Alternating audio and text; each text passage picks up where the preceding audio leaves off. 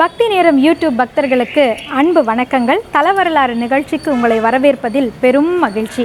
இன்றைய தலவரலாறு நிகழ்ச்சியில் நாம் தரிசிக்க இருக்கக்கூடிய அற்புத ஆலயம் தமிழ் கடவுளாம் முருகப்பெருமான். அந்த முருகப்பெருமானை சிறப்பு செய்வதற்கு தமிழகத்தில் பல இடங்களும் பல திருத்தலங்களும் உண்டு. அவற்றில் ஆறுபடை வீடுகளில் ஒரு வீடான 2000 ஆண்டிற்கு பழமை வாய்ந்த ஆலயமான திருச்செந்தூர் முருகப்பெருமானினுடைய திருவருளையும் அற்புத காட்சியையும் அதனுடைய சிறப்புகளையும் அறியக்கூடிய தருணம் இது.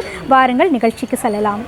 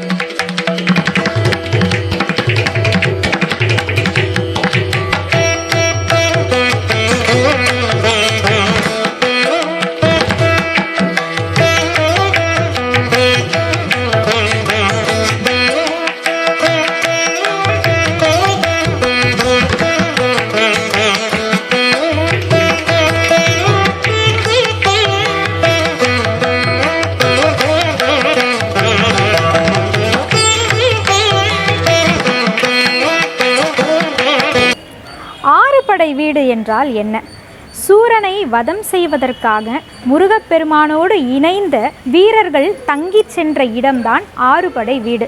இந்த ஆறுபடை வீடுகளில் மலையோடு அமையாது கடற்கரையோடு அமைந்த ஒரு தனித்துவமான ஆலயம்தான் திருச்செந்தூர் முருகப்பெருமான் ஆலயம். இந்த இடத்தில் சூரபத்மனை வென்று, அதாவது வைரவேல் கொண்டு முருகப்பெருமான் வதம் செய்து வெற்றி கொண்டதால் இந்த இடத்தினை திரு ஜெயந்திபுரம் என்று அழைத்து வந்தார்கள். நாளடைவில் இதை திருச்செந்தூர் என்று மருவி இன்றைக்கு திருச்செந்தூர் முருகப்பெருமான் ஆலயம் என்று நாம் அனைவரும் அழைத்து கொண்டிருக்கின்றோம். வீரபாகு உட்பட இந்த ஆலயத்தில் அனைத்து படை வீரர்களும் தங்கி இருந்து போரிற்கு சென்றதாக எல்லோராலும் குறிப்பிடப்படுகின்றது. இந்த ஆலயத்தினுடைய மற்றும் ஒரு தனி சிறப்பை அடுத்து காணலாம்.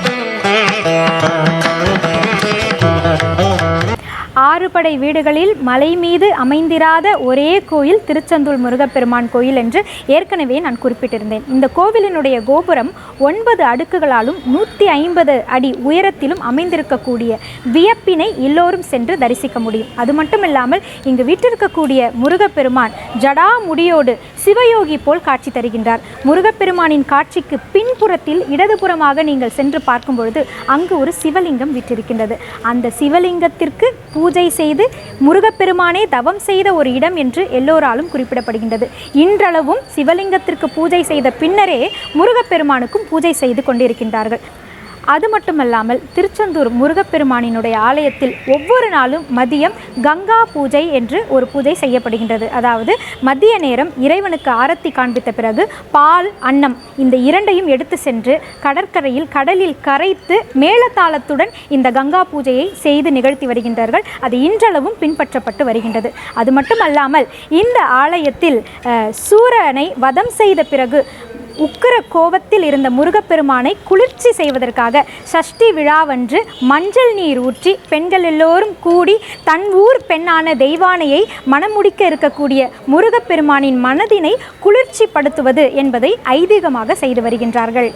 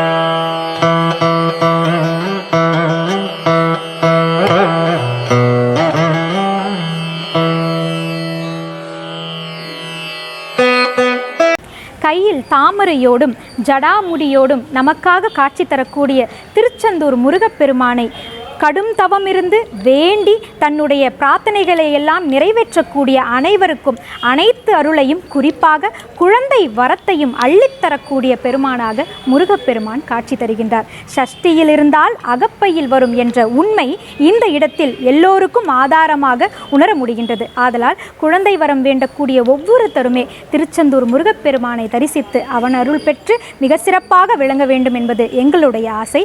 இந்த மகிழ்வோடு மீண்டும் உங்களை அடுத்த தலவரலாறு நிகழ்ச்சியில் சந்திக்கின்றோம். நன்றி, வணக்கம்.